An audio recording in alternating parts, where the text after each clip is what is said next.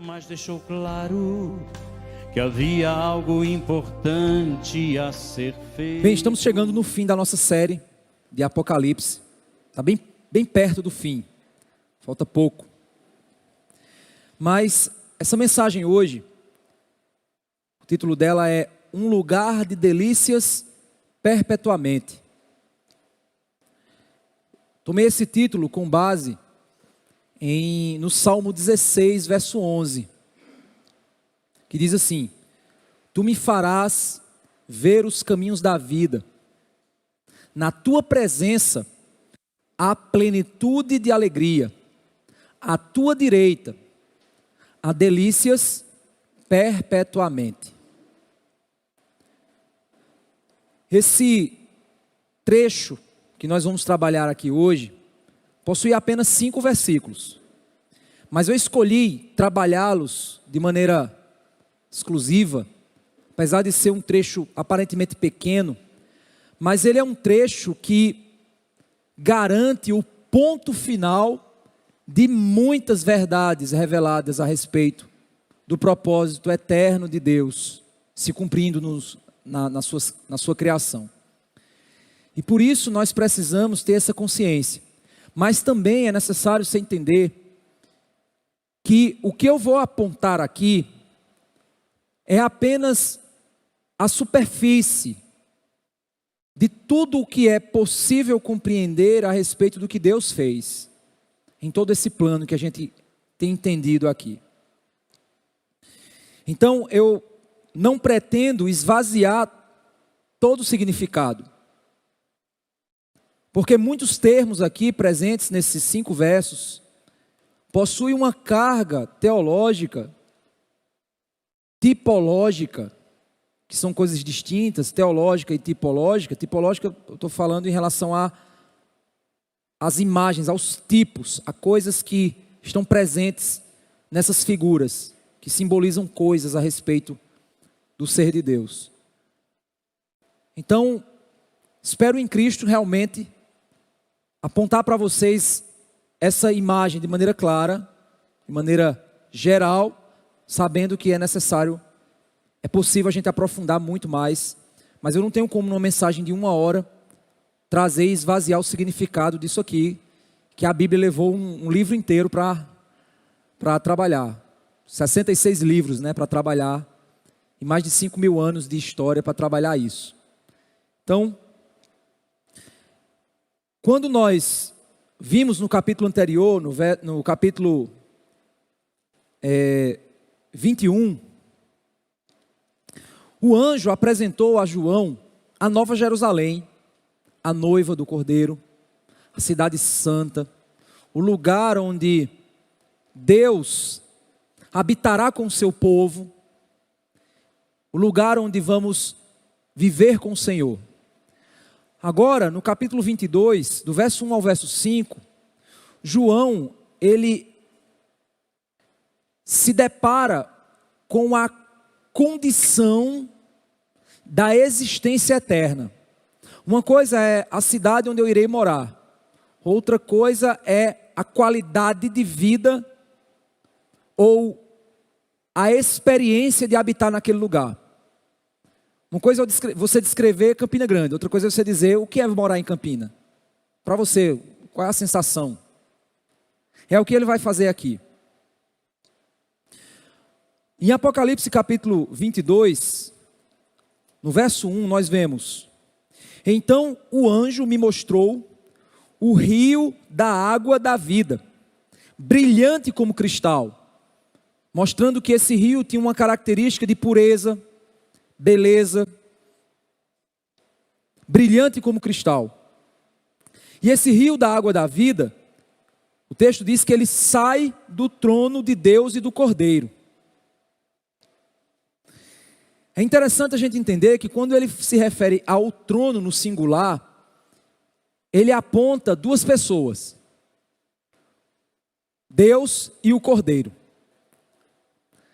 É interessante você entender, eu não vou trabalhar aqui, a gente não tem tempo hábil para isso, mas é necessário você entender que o livro de Apocalipse, ele apresenta por vários momentos o trono. E ele aponta em alguns momentos o trono de Deus, em outros momentos o trono do Cordeiro. Mas parece que esse trono, mesmo sendo um único trono, nele estão duas pessoas, que parecem intercambiáveis, e que nós entendemos, pela compreensão da doutrina da Trindade, que o Pai e o Filho são um só. Por isso que o trono no singular é o trono de Deus e do Cordeiro, porque ambos estão lá, no trono. Você pode pensar como? Está um no colo do outro, está um sentado do lado do outro, em que posição? Não importa. O conceito é que o trono é o trono de Deus e do Cordeiro. Ponto. É como se agora, nesse ponto final, Apocalipse apenas apresentasse uma única verdade. Uma verdade de que Deus e o Cordeiro é um só. Governam todas as coisas. Quando a gente vai olhar para o livro de Coríntios, é apresentado para nós que o reino, a morte é vencida na cruz, e Cristo irá submeter aos seus pés todas as coisas, e quando todas as coisas estiverem submissas aos seus pés, Ele apresentará ao Pai, submetendo ao Pai aquilo que foi submetido a Ele. E Ele apresentará o reino ao Pai, e ambos reinarão juntos. Esse movimento que ocorre na salvação, ele é finalizado aqui, onde o Cordeiro de Deus e o Deus do Cordeiro, o Pai e o Filho, estão no trono reinando. Mas aí você pode se perguntar, e o Espírito Santo? Onde ele está? A ideia do rio de Deus, sempre presente nas Escrituras, aponta para que algumas características da água desse rio, é que é um rio doador de vida. E por muitas vezes esse rio apresenta propriedades e características que estão diretamente vinculadas ao efeito do Espírito Santo na vida do seu povo. É óbvio que Cristo chama Jesus de água da vida, assim como chamamos o Pai de Deus e o Filho de Deus. Cristo também é chamado de água da vida. Mas temos um verso onde o próprio Cristo, ele deixa de maneira muito clara quem é o rio, quem é a água. João capítulo 7, versos 37 e 39, nós vemos Jesus dizendo, o texto dizendo, João dizendo: no último dia, o grande dia da festa, Jesus se levantou e disse em voz alta: se alguém tem sede, venha a mim e beba. Ele tem a água.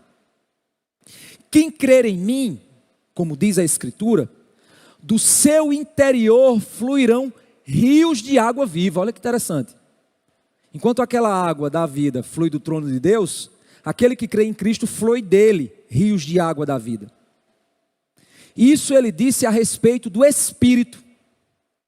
O texto diz, Jesus está falando do rio da água da vida que flui daqueles que creem. E esse rio refere-se ao Espírito Santo, no verso 38. E ele diz, isso ele disse a respeito do Espírito que os que nele crescem haviam de receber. Pois o Espírito até aquele momento não tinha sido dado, porque Jesus ainda não havia sido glorificado. Então, quem é o rio da água da vida que sai do trono de Deus? É a tipologia, é a figura referente ao Espírito Santo. O trono de Deus, o Pai, do Cordeiro. Será que é um bode, é um cordeiro que está lá sentado? Não, é a imagem referente à pessoa do Filho de Deus, do Cordeiro. E o rio da água da vida é a imagem que aponta para o ser do Espírito Santo de Deus que flui do trono. A ideia do rio da água da vida, e mais à frente nós vemos da árvore da vida, que está enraizada nas margens do rio da vida, interessante isso, dá a ideia de comunhão com o Senhor. Aquele que bebe da água da vida, torna-se fonte da água, porque recebe em si o Espírito, que foi dado àquele que creu e bebeu, da mão de Cristo. Interessante. E é óbvio que, quando Cristo oferece a água da vida e diz, aquele que beber jamais terá sede, é porque aquele que bebe da água torna-se fonte, pois ele sai do estado de morte espiritual para a vida. A palavra de Deus nos ensina isso, que nós estávamos mortos em nossos delitos e pecados, e quando cremos no poder do Evangelho e bebemos da água da vida, nós nos tornamos novas criaturas, nascemos de novo, saímos da morte para a vida, passamos a viver espiritualmente. É por isso que Jesus ele diz em João capítulo 10, verso 10, a seguinte coisa: Jesus diz, o ladrão vem apenas para roubar, matar e destruir. Eu vim para que tenham vida e tenham em abundância. Jesus não veio para te dar vida, Ele veio para te dar muita vida. Qual é a diferença entre vida e muita vida? A diferença é aquela de quando você faz aquele passeio, sabe aquele passeio cheio de emoções, de alegrias, de experiências maravilhosas, que você termina com o coração agradecido, e você chega em casa se sentindo vivo. Já teve essa sensação de participar de uma aventura que levou você a experiências e a circunstâncias que te fez respirar o ar e dizer, estou vivo, eu me sinto vivo, eu me sinto novo, eu me sinto bem. Isso é vida em abundância. Eu estou descrevendo para você apenas uma dimensão emocional da experiência de estar vivo.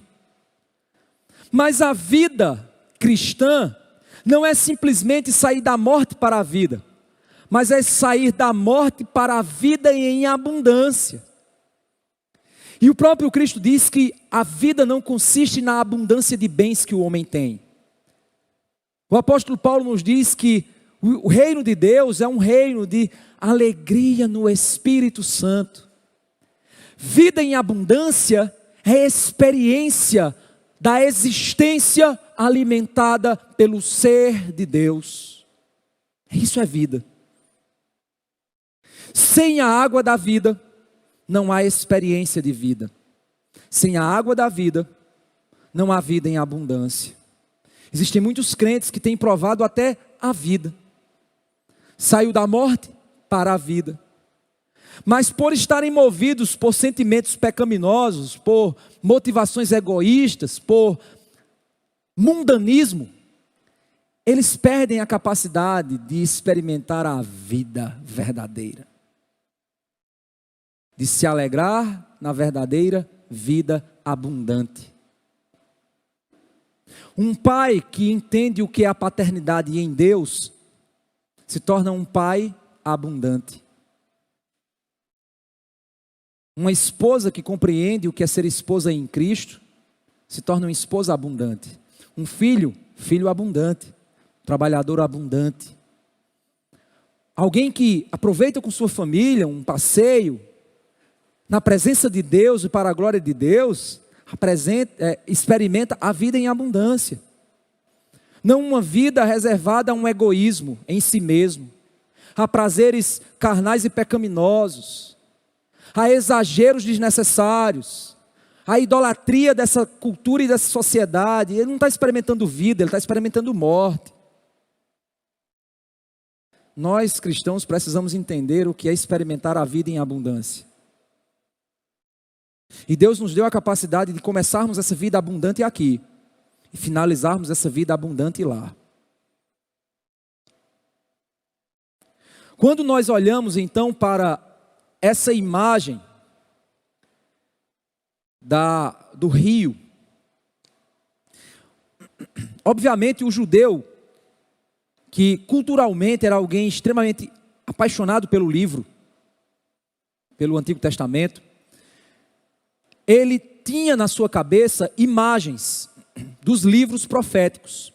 E quando apresenta-se essa imagem do rio da água da vida que sai do trono de Deus, automaticamente era rememorado na mente dele a imagem que nós vemos em Ezequiel capítulo 47, do verso 1 ao verso 12. Vamos lá para Ezequiel capítulo 47. E que essas profecias apresentadas aqui encontram o seu ponto final em Apocalipse. Deus aqui está fechando as últimas questões que estavam em aberto para o estado eterno. Em Ezequiel 47, do verso 1 ao verso 12, a imagem que nós temos é essa. Aqui é uma profecia a respeito da restauração de Israel, só para você entender o contexto, antes da gente chegar aqui propriamente no texto. Israel, quando quebrou a aliança, Deus fez uma aliança com Israel, foi a aliança mosaica. Era uma aliança condicional. Era uma aliança com a nação, dizendo assim à nação: se vocês me obedecerem, seguirem os meus mandamentos, eu abençoarei a nação, e na terra que vocês chegarem, essa terra será próspera, e a vida de vocês será uma vida abundante. Se vocês me obedecerem. Mas se vocês me desobedecerem, eu enviarei maldição e destruição e devastação sobre a sua terra. Vocês não provarão a vida abundante, mas apenas a destruição. Me obedeçam e vivam uma vida abundante. Essa era a promessa de Deus para Israel. Isso era a promessa da aliança, lá em Moisés. Aliança do Monte Sinai. Israel profana o templo, que era o ápice da presença de Deus nessa aliança. E ao profanar o templo e destruir a sacralidade daquele lugar, eles quebram a aliança com Deus e chegam ao ápice da depravação. E então Deus diz: eu tirarei minha presença do meio de vocês. E aí entra o período que nós conhecemos como o período do cativeiro babilônico. Só que enquanto o povo estava no cativeiro babilônico, Deus havia prometido uma restauração futura. E nessa restauração futura, Deus promete que o Espírito dele voltaria de novo a estar no templo, no meio do seu povo. E aqui nós vemos essa profecia de restauração em Ezequiel 47, verso 1. Depois disto, o homem me fez voltar à entrada do templo. Era um homem que estava mostrando a Ezequiel essas visões. Eis que água saía de debaixo do limiar do templo. Olha só. Ele foi na entrada do templo e ele viu que debaixo do lugar santo saía água. E corria na direção do leste. Guarda essa informação. A água ela saía e corria na direção do leste. Até no primeiro culto, para deixar claro, eu fiz até em libras. Leste. Qual é o sinal de leste? Sim? Então, ó, leste. Só para você lembrar. Essa informação é importante. A água saía do trono e ia na direção leste. Vamos lá. A água... Não, porque a fachada do templo, ou seja, a frente do templo dava para o leste. A frente do templo era virado para o leste. A porta de entrada. Para entrar no templo e dar de cara com ele, você tinha que passar pela porta leste. A água vinha de debaixo do lado direito do templo, do lado sul do altar. Ele me fez sair pelo portão do norte, para dar uma volta para fora até o portão exterior, que dá para o leste. E eis que a água borbulhava do lado direito. O homem saiu para o leste, tendo na mão um cordel de medir. Ele saiu na direção leste, ele foi na direção leste. Mediu 500 metros, fez passar pela água que me dava no tornozelo. Ou seja, ele andou 500 metros, a água estava no tornozelo. Aí, para ir mais rápido, o homem mediu mais 500 metros, ou seja, andou mais 500 metros, a água foi para os joelhos. Andou mais 500 metros, a água dava na cintura. Andou mais 500 metros e já era o verso 5. Já era um rio que não podia atravessar, porque as águas tinham crescido. Ou seja, era uma água que saía do templo e inundava tudo. Estava inundando tudo. um rio pelo qual não se podia passar andando. Então ele me perguntou: você viu isso, filho do homem? Então o homem me levou de volta à margem do rio. Quando cheguei lá, eis que à margem do rio havia grande abundância de árvores. Isso é sinal de prosperidade, gente. O rio Nilo era um lugar próspero, porque o rio Nilo, nos seus arredores, o Egito cresceu ali. Porque o rio que estava ali dava prosperidade para a terra, era água, no lugar desértico. Então, ao lado desse grande rio que inundava tudo, nas margens dele, havia abundância de árvores. Então me disse: então águas correm para a região leste, descem ao vale do Jordão e entram no mar, cujas águas ficarão saudáveis. Ou seja, o mar receberia as águas desse rio, e ao receber as águas desse rio, o mar ficaria saudável. Interessante isso. Em Apocalipse, mar é a tipologia para multidões, nações, povos. O mar receberia essa água e seria purificado. Ele continua dizendo: todos os seres vivos que povoam os lugares por onde este rio passar terão vida. Olha a ideia de que esse rio que sai do trono produz vida, produz prosperidade, produz alegria. Porque numa região desértica, você tem um rio passando ali, era alegria para todos. Vá no interior aí do estado, chuva é motivo de alegria. Barragens estourando é motivo de alegria. Haverá muitíssimo peixe, porque essas águas chegaram lá. As águas do Mar Morto se tornaram saudáveis. Você sabe que o Mar Morto ele é salgado, por isso que ele é Mar Morto. Não tem nada que possa viver lá, porque a água é muito salgada. E o Mar Morto vai virar saudável por causa dessa água. Tudo viverá por onde quer que o rio passar. Onde quer que esse rio tocar, vai viver. Junto a ele se acharão pescadores, desde Engedai até Englaim. Haverá lugar para estender e secar as redes. Os peixes serão de muitas espécies, como os peixes do mar grande.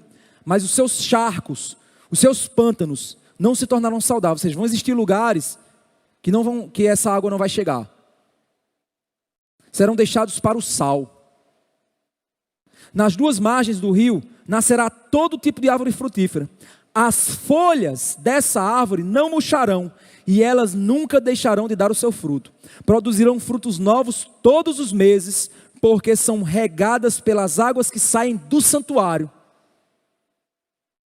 Seus frutos servirão de alimento e as suas folhas de remédio.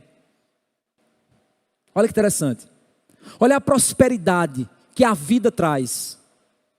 Olha a segurança que o rio que corre do trono traz para tudo aquilo que o rio toca.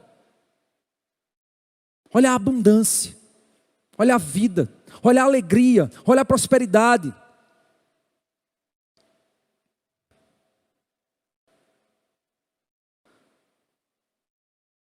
Quando a gente olha o rio que sai do trono de Deus, é interessante a gente observar um paralelo. Lá em Gênesis capítulo 2, verso 10. Vamos lá para Gênesis 2, 10.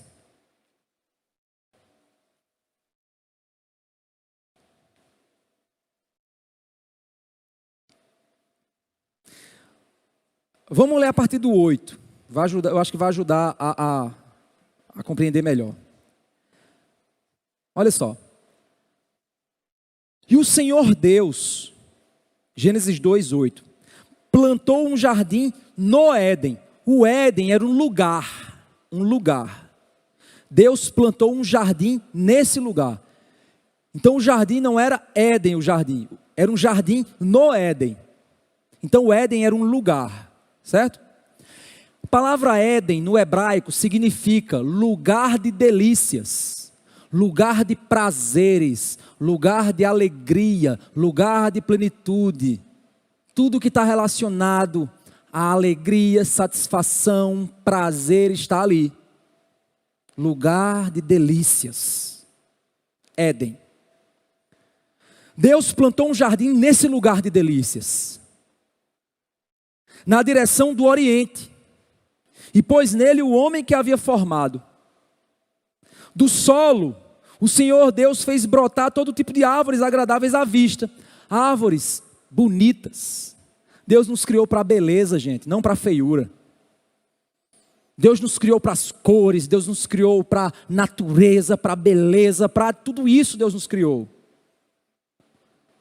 Mas também, o texto diz, boas para alimento. Deus nos criou para os sabores, para as receitas, para as misturas. Deus nos criou para isso. Não para os excessos disso, mas para isso. Para a alegria e para o prazer, para a diversidade da criação. Deus nos criou para isso. O lugar de delícia estava repleto disso.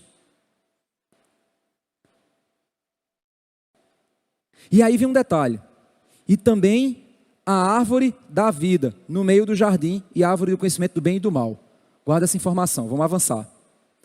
E um rio saía do Éden. Um rio saía do lugar de delícias para regar o jardim. O lugar de delícias, o lugar de prazeres, o lugar de plena alegria, o lugar de plena satisfação. Desse lugar saía um rio. E esse rio regava o jardim onde o homem iria viver. Vamos ler o verso 10 de novo. E um rio saía do Éden para regar o jardim, e de lá se dividia, repartindo-se em 4 braços. O rio chegava e se dividia em 4 para regar a terra. O planeta seria regado por esse rio. O planeta seria alimentado pelo rio da água que sai do Éden. A partir daquele lugar, o homem iria se multiplicar e dominar a terra, tornando o planeta um lugar de prazeres, de alegrias, de plenitude, de satisfação, de delícias perpetuamente.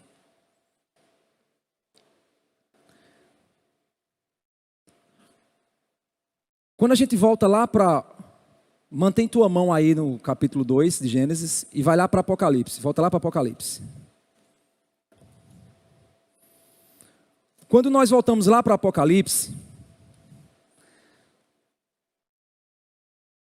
o verso 2 diz o seguinte para nós.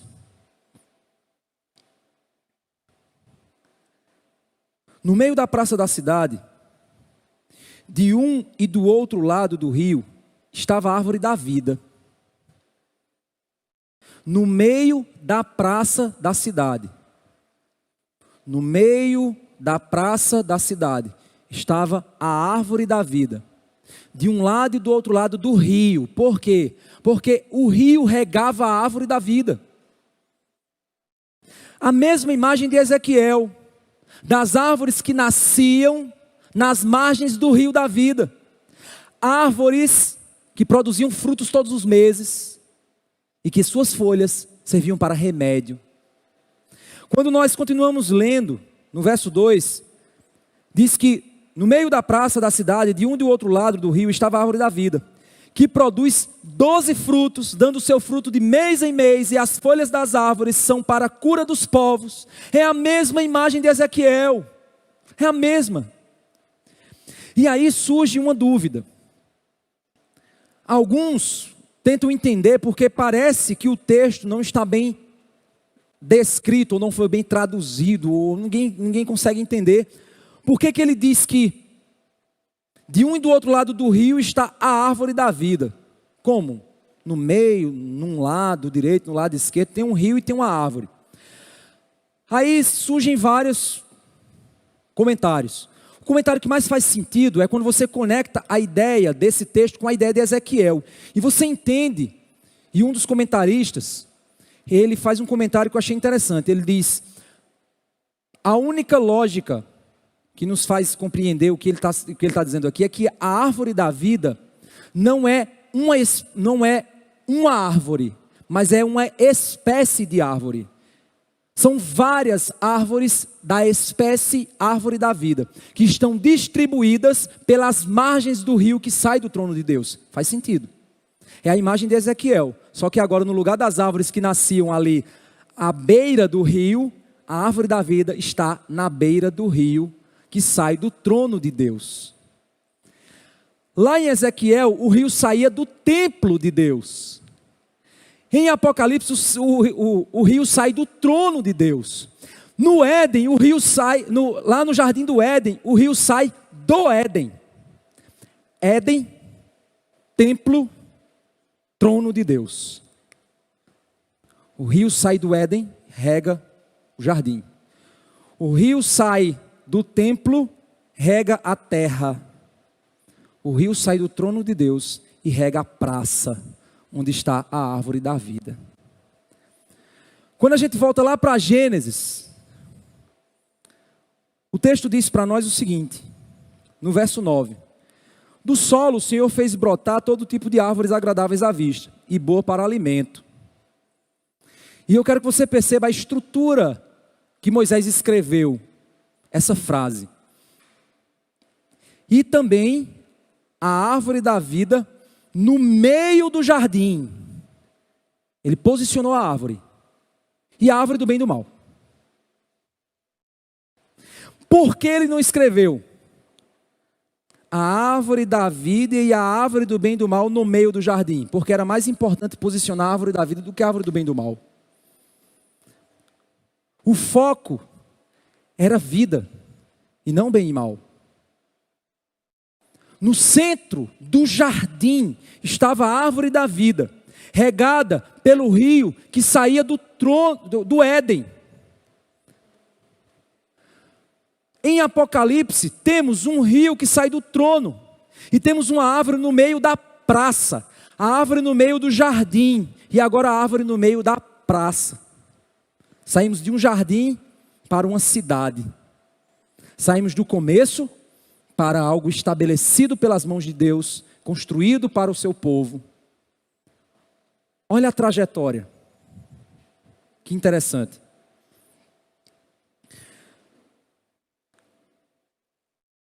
Quando nós então, em Gênesis capítulo 3, vemos para que serve essa árvore da vida. Vamos entender aqui. Quando Deus ele dá a ordem ao homem, ele diz: coma de toda árvore que você quiser, mas não coma do fruto da árvore do conhecimento do bem e do mal. Se o homem quisesse comer da árvore da vida, ele poderia ter comido. Coma de toda árvore, só não dessa. A única ordem era essa. No lugar de escolher comer do fruto da vida, o homem escolheu comer do fruto da morte. Porque a promessa dada a ele é: sereis como deuses, donos de sua própria vida. Você vai ser dono do seu próprio umbigo. Você vai fazer o que você quiser. Você vai usar os prazeres do Éden para si mesmo. Você vai usar as coisas criadas por Deus sem precisar de Deus. Você vai pegar o dinheiro do seu pai e comprar o que você quiser e curtir muito. Você vai curtir muito. O problema é do seu pai, ele é quem vai pagar as contas. Mas você vai ser dono da sua vida. No lugar de comer a árvore da vida, do fruto da árvore da vida, a escolha foi comer do fruto da árvore do conhecimento do bem e do mal, porque seríamos como deuses. Mas Deus havia dito: não coma, porque se você comer, você morrerá. Você será desconectado da essência do prazer, da delícia, da alegria, da plenitude. Você será desconectado da vida abundante. Não faça isso. Eu quero viver do meu jeito. Eu quero fazer o que eu quiser, o que der na telha. Estou nem aí para a Bíblia, estou nem aí para a palavra de Deus, estou nem aí para nada. Eu quero é fazer o que eu quero e pronto. Que se exploda o resto. Eu vi uma publicação recente de um pastor que eu fiquei: caramba, que fantástica a mente, o cara, o que a mente dele pensou. Ele colocou o seguinte: quando nós olhamos para blogs de bem-estar, ou influenciadores de bem-estar, ou coaches de bem-estar, eles dizem o que para você? Ame-se, se ame, você vai se sentir bem e a vida vai melhorar, se você se amar. Paulo, ele diz que nos últimos dias virão tempos trabalhosos, pois os homens serão amantes de si mesmos. Ser amante de si mesmo, característica de depravação. Mas tem tanta gente que hoje adora dizer assim: pastor, eu mereço é ser feliz, mas você está desobedecendo a Deus. Mas eu mereço é ser feliz. Como você vai ter plenitude de alegria desconectado daquele que é a vida, da lei santa? Como? Desconectado da água da vida. Mas eu mereço é ser feliz. Com base em quê? Com base na árvore do conhecimento do bem e do mal, que tornará você Deus, dono do seu próprio umbigo, que faz o que você quer, segundo o que der na telha? É isso vida abundante para você? É isso alegria verdadeira para você? Viver segundo o seu próprio umbigo? Isso não é o propósito de Deus. Nunca foi para ninguém, para mim nem para você. Dependência sempre foi o propósito de Deus. Alegria nele sempre foi o propósito de Deus. Viver para ele, viver nele, viver por ele. Esse sempre foi o propósito de Deus. Nos tornar participantes da sua alegria eterna. Quando o homem escolhe então quebrar a vontade e o propósito de Deus, o que acontece é que Deus expulsa o homem do Éden. Gênesis capítulo 3, verso 22, nós vemos isso. Então o Senhor Deus disse: eis que o homem se tornou como um de nós, conhecedor do bem e do mal. É preciso impedir que estenda a mão, tome também da árvore da vida, coma e viva eternamente. E aí você diz: mas não era o objetivo de Deus que o homem vivesse eternamente? Vivesse eternamente com e para Deus, não viver eternamente morto e alienado. Recentemente eu assisti um filme que eu tinha assistido há muitos anos atrás, e eu assisti novamente agora recentemente, O Homem Bicentenário, do grande, esqueci o nome dele, Williams, sei lá Williams, um ator impressionante, infelizmente se enforcou, Robin Williams, infelizmente se enforcou, depressão e cometeu suicídio, mas era uma pessoa fantástica, um ator impressionante, os filmes dele são, mas a propaganda de filme dele não é meu alvo.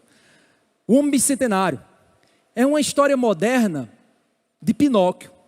Ele era um robô que foi criado para ter inteligência artificial, só que para servir as pessoas. Só que ele começou a desenvolver um senso de autoconsciência tão grande que ele passou a desejar ser humano. E a tecnologia foi avançando e ele foi colocando no corpo dele órgãos, sistemas que iam tornando ele cada vez mais sensível ao toque, com emoções, com coisas. E ele dizia: eu quero ser humano, quanto mais humano eu puder ser, eu quero ser. Ele consegue alcançar o nível máximo de sensações, de dispositivos do corpo que tornava ele praticamente um ser humano. Mas ele começou a perceber que todas as pessoas que ele amava morriam. E ele vivia naquela condição para sempre, vendo seus entes queridos, vendo o mundo mudar, e aqueles que ele ama morrer. E chega ao ponto que ele percebe que o que o tornaria 100% humano era a morte. E ele injeta no próprio corpo um dispositivo que iria envelhecer ele ao ponto de matá-lo, de desligar o seu sistema. E finalmente ele encontra o sentido. Por que eu estou dizendo isso para você? O sonho da humanidade é viver para sempre. Encontrar o elixir da juventude. Nunca envelhecer. Viver forever. Para sempre, para sempre. Viver para sempre em um mundo caído não é bênção, é maldição. Pergunta a qualquer pessoa que já viveu muito, diga assim: o que é que tu quer? O cara diz: eu quero morrer. Pergunta a alguém que já viveu 100, 110, 115 anos, o cara diz: rapaz, é cansaço, é doença, é dor, é sofrimento. Para quem tem pais idosos, sabe do que eu estou falando, porque à medida que a velhice vai chegando, os amigos dos seus pais começam a morrer. Na vizinhança que os seus pais moram, começa a mudar as casas, porque aqueles vizinhos antigos começam a morrer e partir. O mundo já não é mais o mesmo. As conversas já não atraem mais aquela pessoa. O mundo já é outro, suas forças não estão mais as mesmas. Viver desconectado da essência da vida por todo sempre não é bênção, é maldição. E foi contra essa maldição que Deus nos livrou quando disse: vocês não comerão da árvore da vida, para não viverem eternamente alienados de mim, que sou a essência da verdadeira alegria. É isso que Deus nos livrou. A morte tira as nossas forças para nos lembrar que precisamos de Deus. Somos pecadores e em Adão nós caímos e por isso morremos. E precisamos voltar, beber da água da vida, para provar a verdadeira essência do que é viver a vida abundante. Por isso que crente que é mundano me dá nojo. Crente mundano me dá nojo. Sabe por que me dá nojo?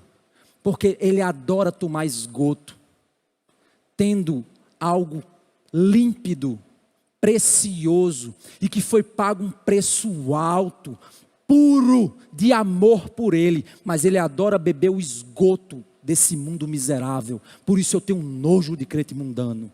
Quando eu vejo o povo com publicação mundana, me dá nojo, minhas entranhas se mexem. Eu digo a Michele, as mídias sociais me fazem mal. Quando eu vejo os membros da igreja com publicações mundanas, eu digo assim: meu amigo, esse cara, o coração dele está cheio e repleto dessa desgraça desse mundo. Ele não ama o que virá, ele ama o que ele tem, uma vida de maldição. Porque esse mundo está maldito. Esse mundo, a gente poderia ter irmãos aqui repletos, meio mundo de gente doente. Essa é a realidade do nosso tempo. Jesus disse que nos últimos dias as pestes se multiplicariam. Ah não, isso é só uma fase. É não, é o fim. É o fim. Onde você vai encontrar alegria nesse mundo de maldição? Num mundo que foi amaldiçoado quando Deus disse: toda a terra será maldita por tua causa. Onde a morte é o nosso fim, destrói os nossos sonhos, afastam famílias. Mas a morte se torna uma bênção, para não nos deixar sermos seres alienados eternamente do nosso Deus. Mas sabe onde haverá existência eterna, longe de Deus? No inferno. O mal do inferno não é a dor. O mal do inferno é viver eternamente longe da delícia, da presença de Deus. Isso é o inferno. E Deus não nos criou para isso. Ele nos criou para o Éden, para o prazer, para a alegria. Não o prazer mundano. Ele nos criou para as delícias perpetuamente. Por isso, meus irmãos, o verso 23 diz, de Gênesis 3: por isso o Senhor Deus o lançou para fora do jardim do Éden, para cultivar a terra da qual havia sido tomada. E depois de lançar fora o homem, olha o que o texto está dizendo: Deus colocou querubins a leste do jardim. A presença de Deus estava dentro do jardim, o lugar de delícias, conexão com a vida. Deus expulsa o homem dessa presença. Como Deus expulsa o homem? Expulsa o homem a leste do jardim.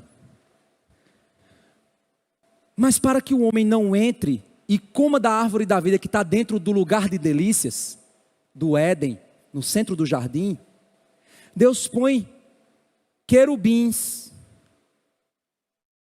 um tipo específico de anjo. Interessante isso. Porque ele não disse assim só anjo, um tipo específico de anjo. E uma espada flamejante que se movia em todas as direções para guardar o caminho da árvore da vida. Ninguém comerá do fruto da vida. Ninguém comerá desse fruto. É impossível ao homem atravessar a porta trancada pelos querubins. Os querubins são os anjos mais poderosos das Escrituras, dentro da hierarquia angelical. São os únicos anjos que conseguem se aproximar plenamente da presença de Deus. É impossível a qualquer um de nós atravessar esse lugar. É impossível a qualquer outro anjo fazer isso. Só Deus pode atravessar essa porta. Só Deus pode tirar esses querubins desse lugar. para nos dar acesso de novo à árvore da vida. Mas Deus vai providenciar o meio para isso. E quando Deus providenciar o meio para isso, volta lá para o Apocalipse 22. Quando Deus providenciar o caminho, a verdade e a vida, quando Ele providenciar aquele que diz: eu sou a porta, ninguém vem a mim se o Pai que me enviou não trouxer. Quando Ele providenciar a semente da mulher, o sacerdote eterno, o rei eterno, quando Ele providenciar o caminho de retorno, aquela terra maldita será destruída. Nós provaremos da água da vida, mas nós viveremos em um lugar que, segundo Apocalipse capítulo 22, verso 3 diz: nunca mais haverá qualquer maldição.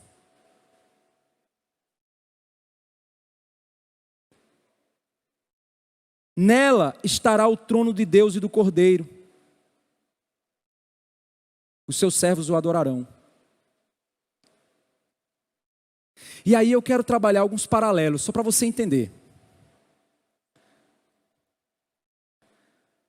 O Éden era um lugar fixo, de onde toda a terra seria abençoada pela presença daquele lugar, e por Adão e Eva serem sacerdotes, serem corregentes da criação, trabalharem cultivando o jardim na presença de Deus. O Éden, o lugar de delícias, de onde saía um rio que regava toda a terra iria prosperar a partir do Éden, da presença de Deus naquele lugar. O lugar onde a árvore da vida estava à disposição do homem. O lugar onde o ser humano foi posto para cultivar, para guardar, não deixar a morte entrar. Reinar em adoração a Deus. Porque a adoração, meus irmãos, não é cantar. Fizeram uma distorção horrível no mundo evangélico. Sou verdadeiro adorador. Aí acha que cantar é adoração. Não tem nada a ver. Cantar é louvar. Adoração é muito maior do que cantar. Tem tanto cantor gospel aí que adora seu próprio umbigo, seu próprio ego, vaidosos, orgulhosos. Adoração é estilo de vida. Adoração é uma vida corandel, na presença de Deus. Adorar é servir ao próximo por Deus. É amar a minha esposa por Deus, é ser pai segundo a graça de Deus, é ser mãe segundo a misericórdia de Deus, é viver para a glória de Deus, é experimentar a vida abundante que Deus nos criou para viver nesse mundo. Isso é adoração, é fazer tudo movido por aquele que é o alvo, aquele que é o alfa e o ômega, o início e o fim. É por Ele, é para Ele, por meio dEle que eu faço tudo. Isso é adoração, é motivo para viver. Isso é adoração, é muito mais profundo do que ficar ninguém. Não, gente. Os verdadeiros adoradores adorarão o Pai em espírito e em verdade. Não é no lugar físico que essa adoração acontece. Isso é adoração. Deus visitava o ser humano nesse lugar. No vento suave da tarde, relacionamento. Foi dada uma aliança a esse homem, nesse lugar fixo, dizendo: se você permanecer obedecendo a mim e não comer do fruto dessa árvore, tudo acontecerá de superabundante em sua vida. Mas o homem escolheu quebrar a aliança com Deus, e quando ele quebra a aliança com Deus, ele é expulso daquele lugar. Mas Deus providencia o caminho de retorno. Anos depois, Deus diz: eu me manterei no meio do meu povo. Eu quero me relacionar do jeito que eu me relacionava no Éden. Eu quero me relacionar com o meu povo. E Deus providencia um lugar temporário, tabernáculo. Deus tira o seu povo da escravidão, do pecado do Egito. Faz esse povo peregrinar no deserto. Montar e desmontar um tabernáculo, onde a presença de Deus habita no meio do povo por meio do tabernáculo. A presença de Deus fluía por meio do tabernáculo. Pão do céu, água da rocha, coluna de fogo, nuvem para guiar o povo, sacerdotes para purificá-los, ensino da lei para produzir bênçãos a partir da aliança. Me obedeçam e vocês viverão delícias. Sejam minha nação de sacerdotes. Peregrinem no deserto e influenciem os povos por onde vocês passarem. Sejam o meu povo, que eu serei o seu Deus. Nessa peregrinação eles chegam no ponto, na terra prometida. E o tabernáculo se transforma no templo, um lugar fixo. E Deus disse: agora vivam a minha aliança nesse lugar. Eles profanam a aliança. Eles quebram a aliança. A presença de Deus estava dentro do templo. Era aquele lugar onde a presença iria ficar. E aquela nação de Jerusalém iria governar o mundo a partir de Jerusalém. Mas eles quebram. Deus manda construir a arca que põe querubins na tampa da arca, protegendo o lugar da presença de Deus, um lugar exclusivo que só o sacerdote poderia entrar. A presença de Deus parte ali daquele, mas o povo quebra a aliança. E quando o povo quebra a aliança como Adão quebrou, no lugar fixo, o povo quebrou no templo fixo, a presença de Deus sai daquele lugar. Abram suas Bíblias em Ezequiel, capítulo 10. Ezequiel capítulo 10, nós vemos a descrição da presença de Deus saindo do templo. Ezequiel 10, olha só que interessante. Verso 18 e 19. Então, a glória do Senhor saiu da entrada do templo e parou sobre os querubins. Quando o povo quebrou a aliança, a presença de Deus está saindo do templo. Deus está dizendo: eu não ficarei mais no meio do meu povo. O meu povo quebrou a aliança, blasfemou do meu nome, cometeu abominações dentro do meu lugar santo. Eu sairei do meio do meu povo. E quando Deus vai sair do meio do seu povo, a glória de Deus para sobre os querubins. Mais uma vez, esses anjos aparecem. Os querubins levantaram suas asas e se elevaram da terra à minha vista, quando saíram acompanhados pelas rodas. Pararam à entrada do portão leste. Pararam à entrada do portão leste.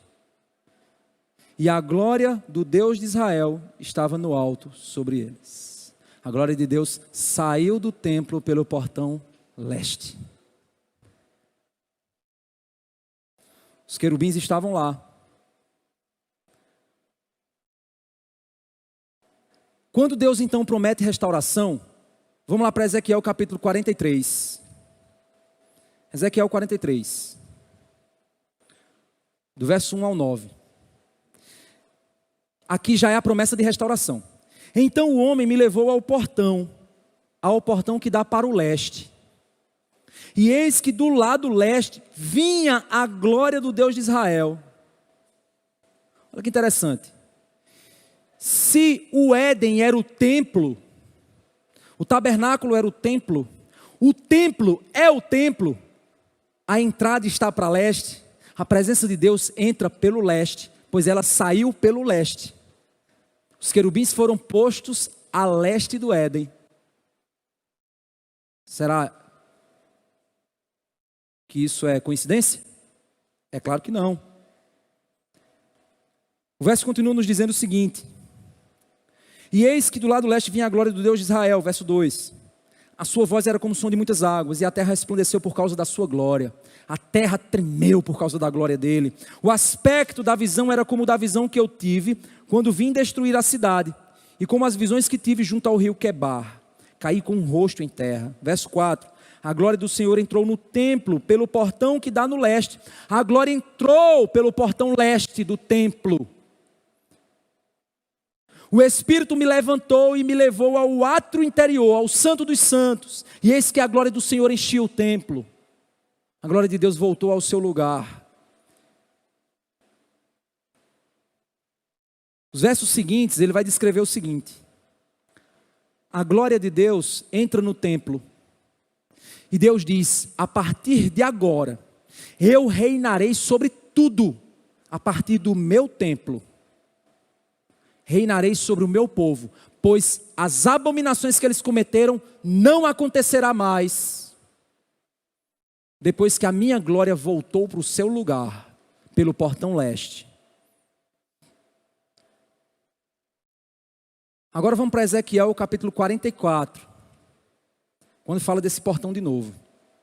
Do verso 1 ao verso 3, diz assim: Então o homem me fez voltar para o portão exterior do santuário, que dá para o leste, portão que estava fechado. Ou seja, a glória de Deus entrou, o portão fechou. Pum!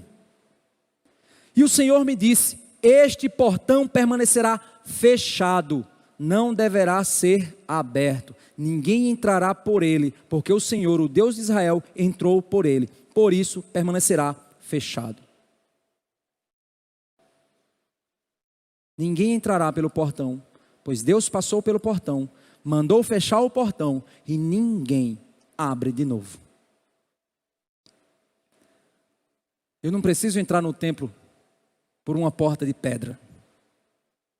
Eu não preciso ir para a presença de Deus por uma porta qualquer. Porque o meu Deus disse: eu sou a porta. Eu sou a porta.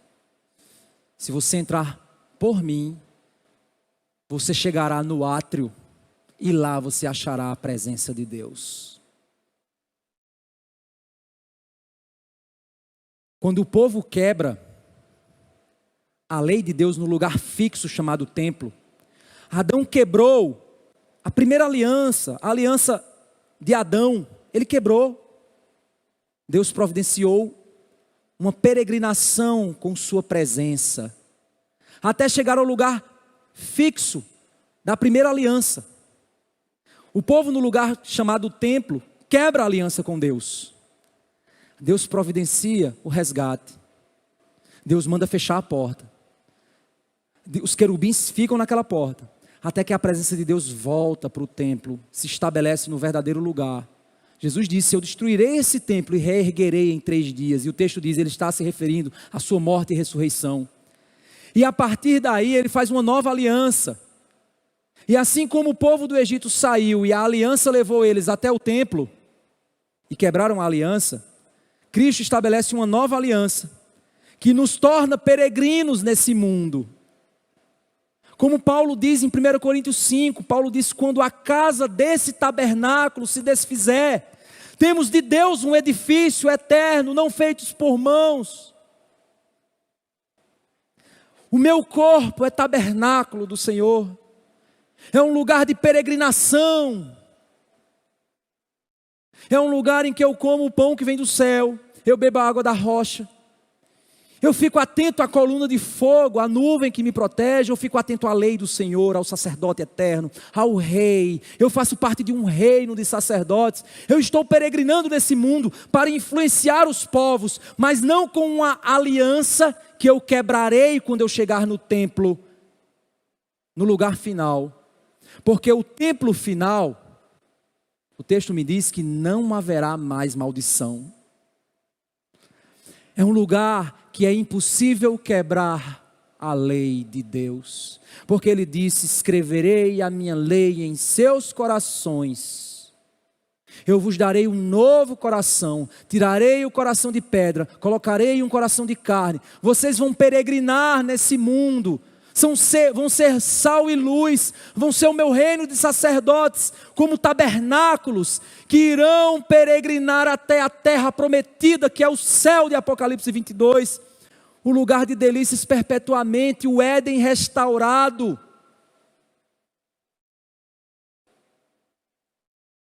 É por isso que quando voltamos para Apocalipse 22, o texto diz: nunca mais, verso 3, haverá qualquer maldição. Nela estará o trono de Deus e do Cordeiro. Os seus servos o adorarão. Contemplarão a sua face. Na sua testa terão gravado o nome dele, propriedade de Deus. Então já não haverá noite. Não precisarão de luz, de lamparina, nem da luz do sol, porque o Senhor brilhará sobre eles e reinarão para todo o sempre. Co-regentes da nova criação. Isso é o estado eterno. Lugar de delícias, lugar de alegria, lugar de plenitude, lugar que não haverá mais a árvore do conhecimento do bem e do mal, porque a lei já foi escrita em nossos corações, o preço já foi pago, já entramos pela porta, já comemos do pão da vida, e temos agora acesso à árvore que os querubins não nos deixaram entrar. Ela está na praça da nossa cidade. O nosso Deus que visitava só no vento da tarde, agora eu verei a face dele.